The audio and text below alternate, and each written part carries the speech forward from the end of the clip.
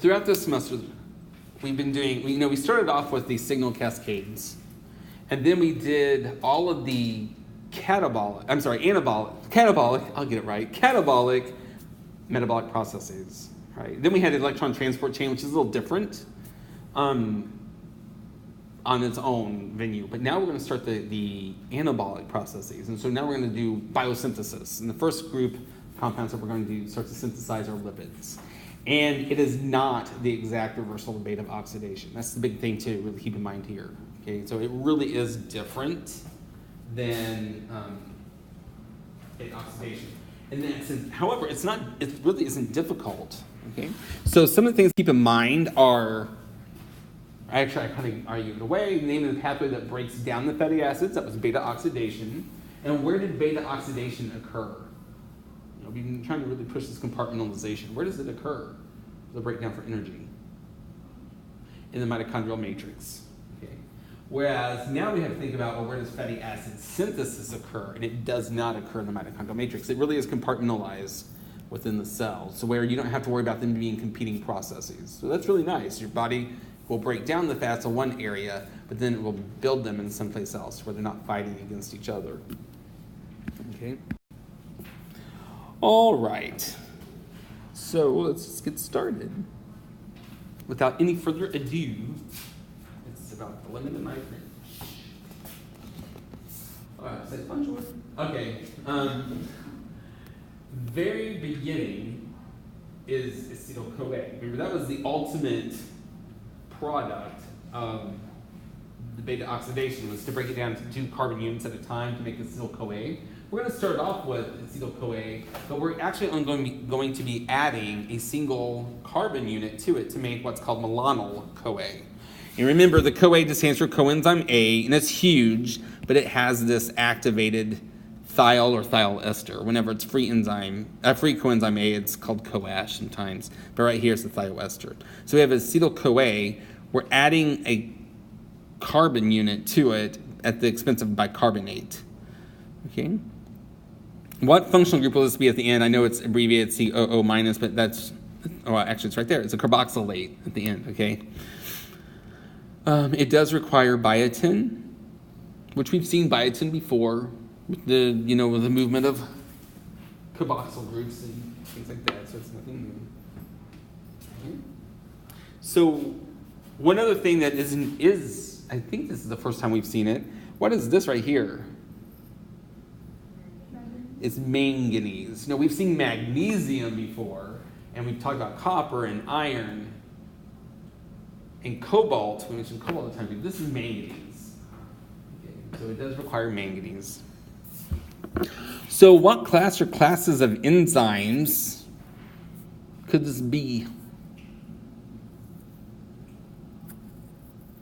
I can think of a couple. One is a synthetase, and that is true. Mm-hmm. What else? You also said it. It's a carboxylase. Okay, and I don't know. If I had to hypothesize, I would say that would be the historic carryover as a carboxylase versus a synthetase. So this is a carboxylase, and so if we were going to name it, what are we carboxylating? No, what are we carboxylating?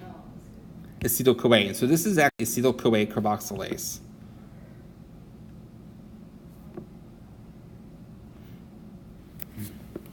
It is an oversimplification, and I've got a little picture, a little cartoon that came from your book that shows the steps for it.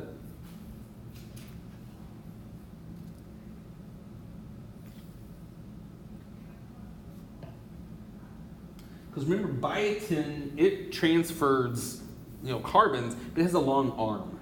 If you remember it's got a long arm, and it's stuck in a lysine, on the end of a lysine, and lysine itself is long, and so it's flexible. It kind of moves like an arm. Okay, so this is the little cartoon. There are 3 regions, 3 parts to acetyl-CoA carboxylase. So let me bring this down so you can see the biotin. These 3 parts, there's one that's called the biotin carrier protein. So it makes sense that what it does is it's the one that has the biotin on it. So there's a lysine that's important. Of course, that's an amide bond, and then there's the biotin. And it's this end of the biotin that can move the carboxyl group. Okay, of course it takes bicarbonate and ATP in order to put it on there, because bicarbonate is perfectly happy already, so you have to phosphorylate it first. So, okay. Then that part, the carboxylation of biotin happens on the part of the enzyme called biotin carboxylase. And then the arm literally just swaps over to where the acetyl-CoA actually binds. And so that portion of the enzyme is called transcarboxylase. And then, of course, the product is removed as malonyl-CoA. The biotin can then swing back over to be ready in order to accept the next carboxyl group. So the three parts are the biotin carboxylase and the transcarboxylase, and then the protein that moves it from one place to the other, biotin. I forgot that I had put fluid up on. So when I put the PowerPoints on there, you can see where it's all blown up.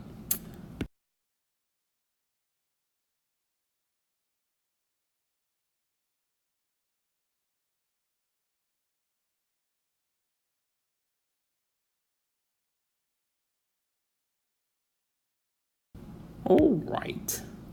So that's just like with not beta oxidation, but with citric acid cycle, we had like that step 0 in order to get it started, because pyruvate couldn't enter in. And with the urea cycle, we first made the carbamoyl phosphate before you got to the cyclic part. That's like that step 0. Okay? So the next, and it's a complex. There is a complex that does that makes or synthesizes fatty acids, and what's interesting about this is it's in all organisms, from bacteria to pigs to humans to bats to whatever. Whereas a lot of times we have ones where they have different isoforms and do a little bit of this and a little bit of that. And I mean, we may have a little different isoforms in that sense, but it's all the same enzyme. There's no other way around it. And so just in general, what class or classes, and there are only two possibilities, of enzymes can make something here? Like in general, synthases and synthetases, and this is a synthase, and the name is really easy to remember. It's a complex. It's called fatty acid synthase. So that literally tells you exactly what it makes. It's the enzyme that makes fatty acids. You just have to start with the malonyl-CoA. Okay, so we had to do the carboxylase, acetyl-CoA carboxylase first to make the malonyl-CoA in order to have it activated and ready for the fatty acid synthase.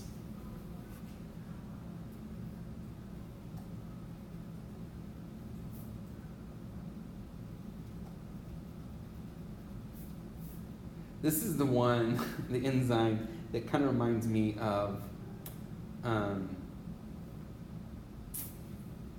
gummy worm. And it'll make sense later on. You guys know what gummy worms are. Okay. All right. Just like beta oxidation for the breakdown is a repeating force cycle for enzyme process. This is also a repeating step process of all in the same complex, though. So it's not 4 separate enzymes; it's a big complex, and it's different enzymes than what we've seen before. So first we have. This is only going to make saturated fats. Okay, so we're not talking about starting to add something special to it. We're just making saturated fats.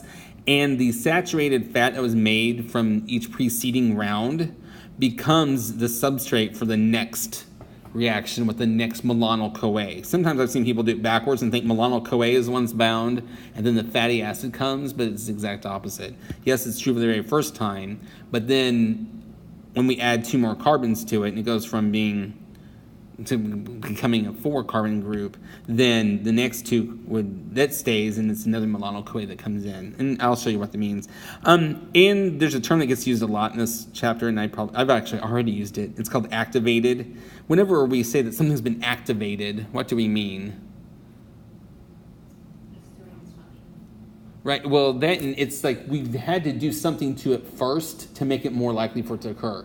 That's what happens almost always when we do like synthetases use ATP. Usually you're adding a phosphate to it to activate it to make it easier for the reaction to occur. Or we've added something to the substrate in order to make it easier, some type of intermediate. All right, this is the overall process. And we're going to break it down, but this is just to give you an idea. This is not the one that looks like a gummy worm, okay? But this is showing you, and I do technically want you to know the arrow pushing, but this is very easy arrow pushing. This is malonyl-CoA, what it looks like. And what happens and what they don't show you is the CoA part is the activation of the malonyl. And so the enzyme's got a free thiol, which what amino acid would have a sulfur on it that could do the attacking to knock off the coenzyme A? What amino acid is this right here? It's a cysteine. And the way that they don't show this part, but the cysteine first goes and smacks off the coenzyme A. And so now the malonyl group is stuck on there.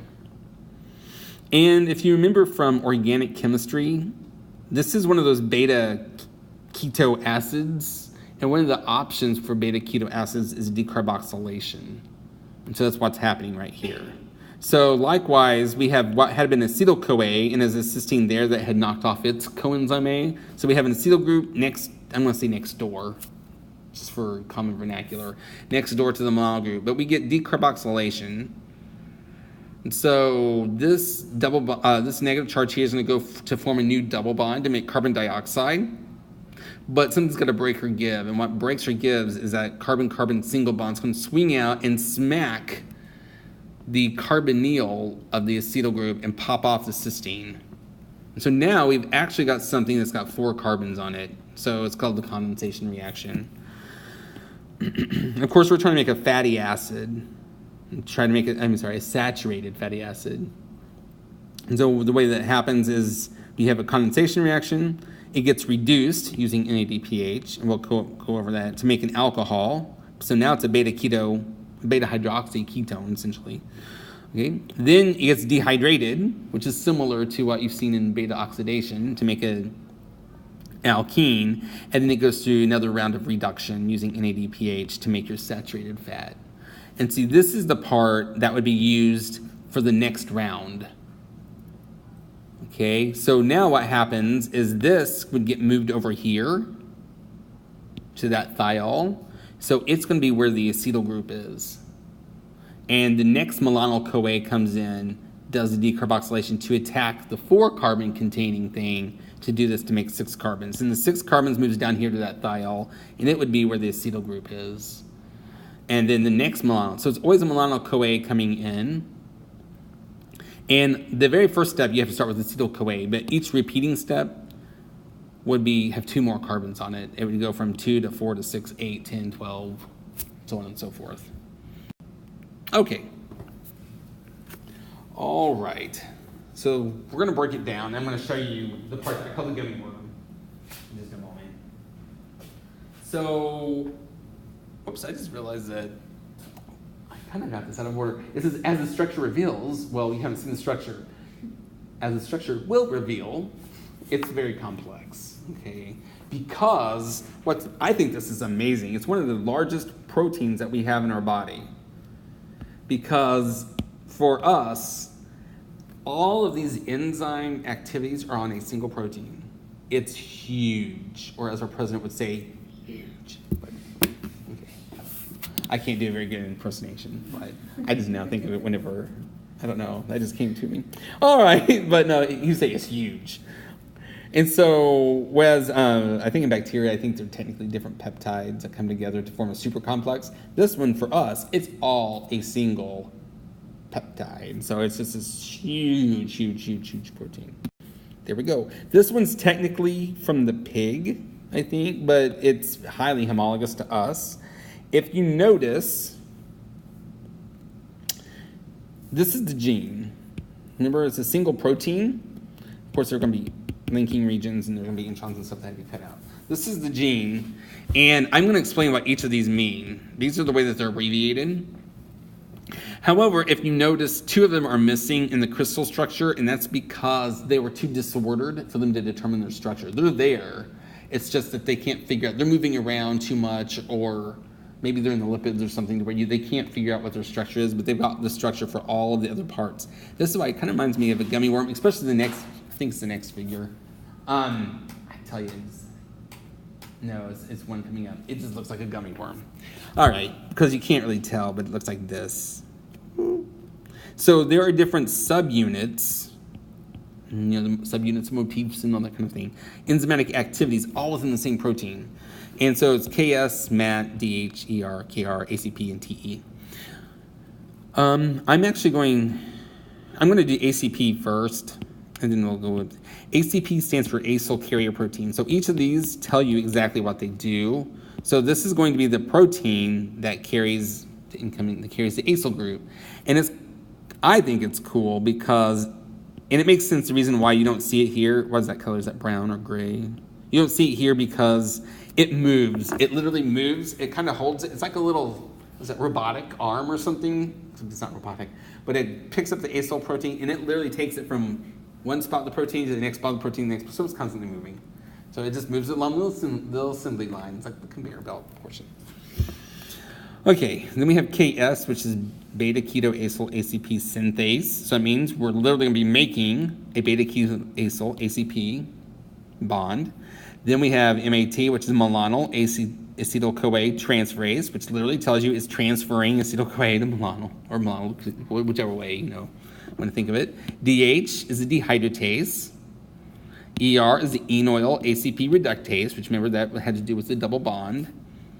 KR is the beta-keto-acyl ACP reductase. We've already done that one. And then TE is the thioesterase, and that's the last step, which at the very end will cut it off and give you your free saturated fat.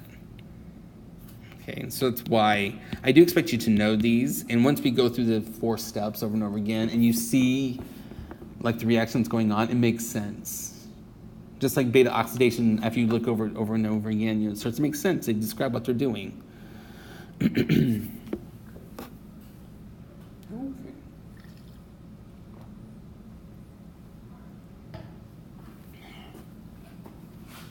All right, and that can be a college hop. If there's no sorting talking. We're going to first focus on the acyl carrier proteins. Like I said, it's what actually holds the acyl carrier. It's the part of the protein that holds the acyl group that moves from place to place.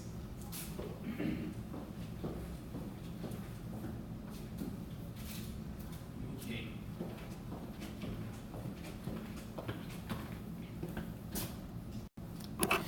All right, so this is the acyl carrier protein. Now, in bacteria, it's something completely separate, but once again, in mammals, it's one of the domains of the protein, the big, huge protein. This would be the part of the protein.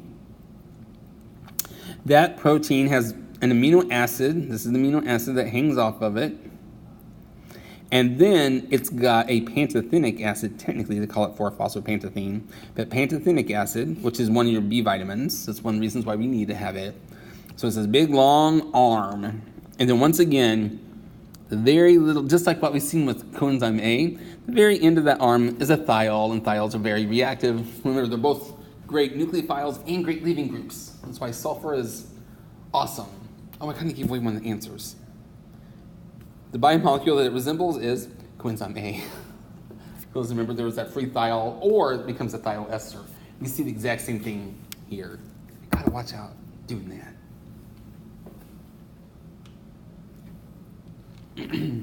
What amino acid on the ACP could this be right here? CH2 and an O. There are 2 possibilities. Serine, and that's the correct answer. The other possibility, I guess, would be tyrosine. But no, this one is serine. Well, actually, tyrosine wouldn't even work because it would be benzene ring. Never mind. Okay, yeah, this is serine. And it does look like coenzyme A in a way. And I say that because, remember, coenzyme A just had that free thiol. There was all that huge piece. And then the thiol is the one that did the chemistry. You can think this is like a long arm. Where now the incoming malonyl group, the fancy term is esterified. It sounds really classy. It's esterified. It means it's connected. It's attached right here as a thioester on the end of the arm. That way it can literally swing from place to place.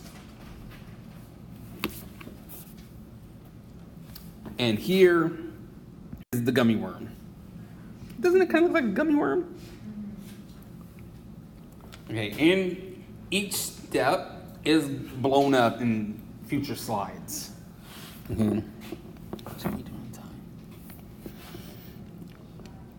So, here's the acyl carrier protein, which is at one end. And see, it's got that 3-thiol. But then, what's going to happen, look at this, is, and then we have on the other quote-unquote end here, we have what's going to be called the synthase. Okay, that's where the acyl-CoA comes in. And it's got a 3-thiol as well, right? But it's one big old protein, and then this one literally goes from place to place to place to place. Okay, so let's get started. In the beginning,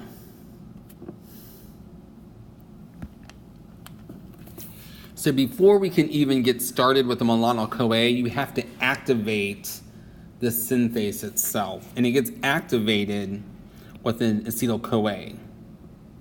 Because if there was nothing there, we couldn't add the malonyl-CoA to it. So an acetyl-CoA comes in on the beta-keto-acyl ACP synthase portion. Once again, maybe it's not obvious, but this is a nucleophile. It smacks that carbon, and it pops off coenzyme A. So now the acetyl group is on here. This is only true for that very first round. Each subsequent round would have 2 more carbons on it. Okay, but the very first time you have to have acetyl-CoA, an acetyl group on there. But like round 2, it will have 4 carbons. Round 3 will have 6 carbons.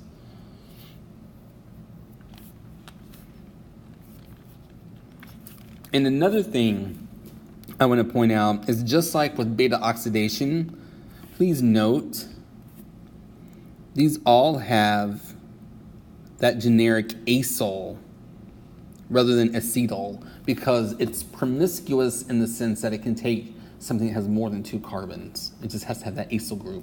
So that's why this is technically beta keto acyl ACP synthase. It's going to be building a new reaction between the keto acyl and ACP. Ooh, that's a lot of squiggly lines. Okay, so you first add on an acetyl group.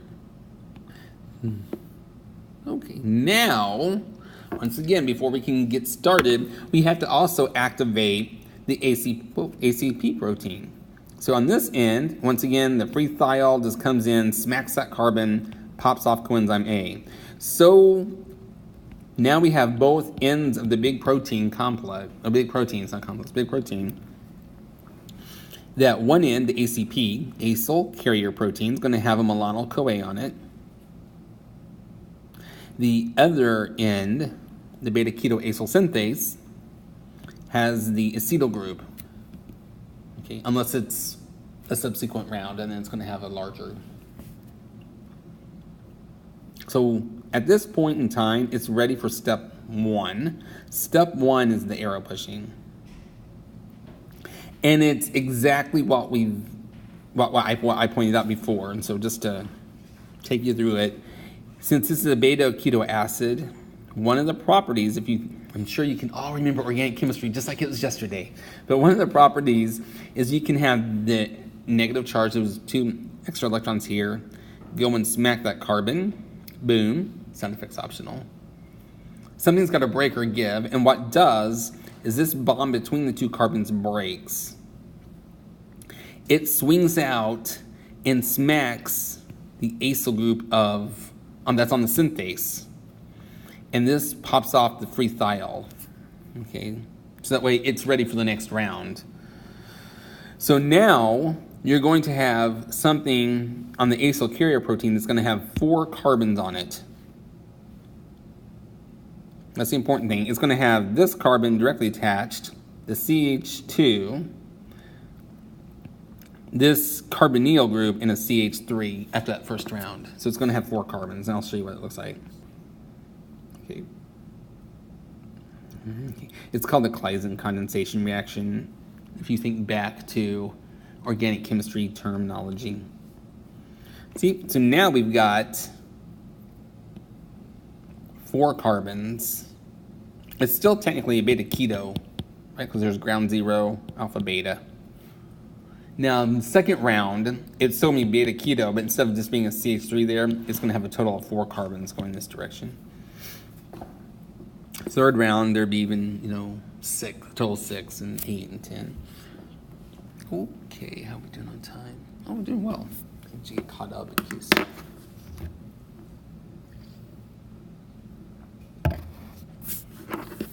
I only put this term out here. I would never ask you to use it, just because I think your book uses it sometimes. Acyl P, which sounds like a tongue twister, and that literally means 2 and 2. Okay. But that's only true for the first time around, because the second time around it's going to have 6 carbons, and they don't say acetyl. Okay, so then they would say they'll use hex, hexyl and things like that. But just to let you know, whenever they say acetyl acetate or acetyl acetate is a big one, that means there's a total of 4 carbons. Okay, now the fun continues. In some ways, it's a reversal of beta oxidation, but we're just using different enzymes. But we have to take this and go from the ketone to an alcohol, so it's a reduction reaction. And I didn't ask you the name, because I already gave you the name. And this, I really wish the book would have used the correct terms here, because I've seen people do this so many times. They use butyryl, but it's only called that one time because butyr means 4. So it should be acyl. Just to let you know, it's a generic. Just like this should be hydroxyacyl, because you can only say butyryl the first time around, because technically the second time around it's going to be hexyl, because it's going to be 6. The next time around it would be octyryl, because it's 8. Whereas if you just say acyl, it can be as many as you want. Okay? This is one time. Since we're doing a redox reaction, we're using NADPH, not NADH, but it's NADPH. And we're going the opposite direction. And we're going to see this over and over again. Remember, a lot of times whenever we were breaking things down, we made NADH or we made NADPH. But to build things up, we're usually using NADH or using NADPH. Okay. And so now we have a beta hydroxy acyl, ACP moiety. And so that's why, if you notice, they've highlighted, that's why I call it the gummy worm, the part of the protein that did the reaction. This is the, oh, whoops. Where is it? Nope, let me undo that. KR. Oh, it's right there. I'm like, where's the KR? They highlighted the part that did the reaction. That one's DH, which is dehydratase. All right. I don't know why this one got so big. So then, just like what we saw in beta oxidation, you said beta oxidation, we went this direction. Now we're going that direction. We take that alcohol and we're going to remove the water to make the double bond between the alpha beta carbons. We're going to make that trans, and once again, just like before, technically I would say acyl, and this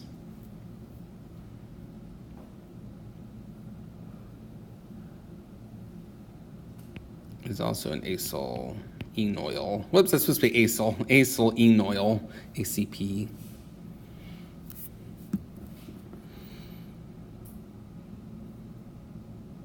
Or you could just say enoyl, that's fine. And just not even specify, because that is an enoyl group. Okay. And this is the second time that we see the naturally occurring trans fat, but just like beta oxidation, remember you made a trans fat, but never left.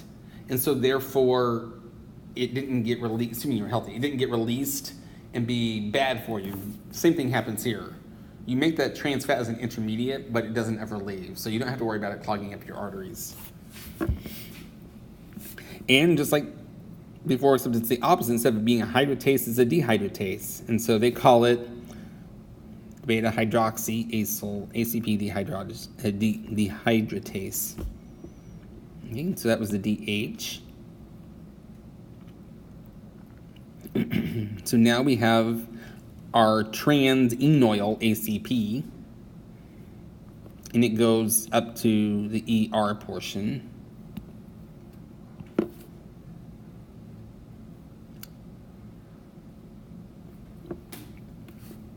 And the ER, much like beta oxidation, but in reverse, is you reduce it to make your saturated fat. And it's going up now. And so what happens here is, again, we have to use NADPH to make NADP, because it's the opposite. We have to have that in order to make the fat. When we break it down, we make NADH, but we have to use up an NADPH whenever we make fats. And this is a reduction double bond. And that happens with our good generic enoyl ACP reductase. And so now we've got 4 carbons on there. But notice the ACP is blocked, so we can't add a milanoil-CoA on it.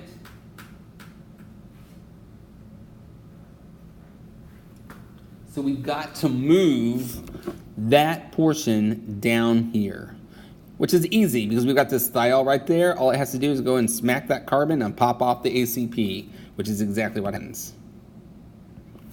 So we're ready to add more, and so it's called translocation. But once again, it's just on that, whoops, this is the one that we saw before. Except now we don't have acetyl-CoA on there. We have our, this time it's 4 containing carbons. Okay, and so this is now ready for the next milanoil-CoA. And milanoil-CoA will come in, do the decarboxylation, and add all of these on there. So then we'll build up 6. And then at the end, when we have 6 carbons on here, it gets transferred from the ACP to the KS to add for another milanoil-CoA to come in, and we can add 2 more to make 8. And I took this quote from one of the earlier editions of the book, because, it keeps on going, keeps on going. And I usually don't like really word-heavy slides. But for whatever reason, maybe it's just because it no longer fits, because it gets too big, you can do this, and the fatty acid synthase complex will keep on working and working and working until you get 16 carbons. So you can do up to 8 times. So, 8 acetyl-CoA, 7 sometimes. So we can only make up to what's called palmitate or palmitic acid, which is 16 carbons for a saturated fat. Then that's when the TE, the thioesterase, comes in, and it just uses the water to pop off and free up the thiol and to give you a carboxylic acid end. So whereas, remember, it was thiolase that broke down the 2 final acetyl-CoAs in beta oxidation, it's thioesterase that removes it whenever it's first made. Whenever the fatty acid is made. Not first made, but whenever the fatty acid is made. Thiolase breaks it down, goes from 4 carbons to just 2 acetyl-CoAs. And when we're doing beta oxidation, and thioesterase is the one that frees the big, long fatty acid. Okay, and then the way to remember this is take however many carbons that you had, you divide that by 2, and that tells you how many total acetyl-CoAs were used. But you have to subtract 1, because remember, the very first round, there are 2 acetyl-CoAs coming together.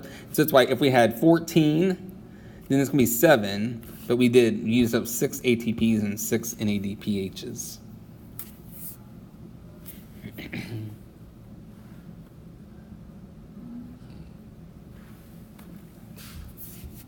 But they don't know for sure why it can't go beyond that. Like I said, it could just be because it's just got so big that it no longer fits.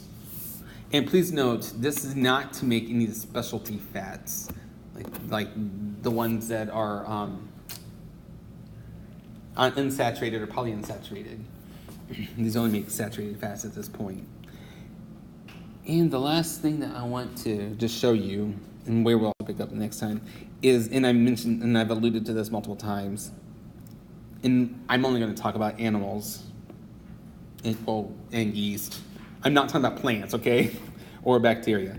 But for us, remember, compartmentalization is very important. And that's true for all organisms. But what happens is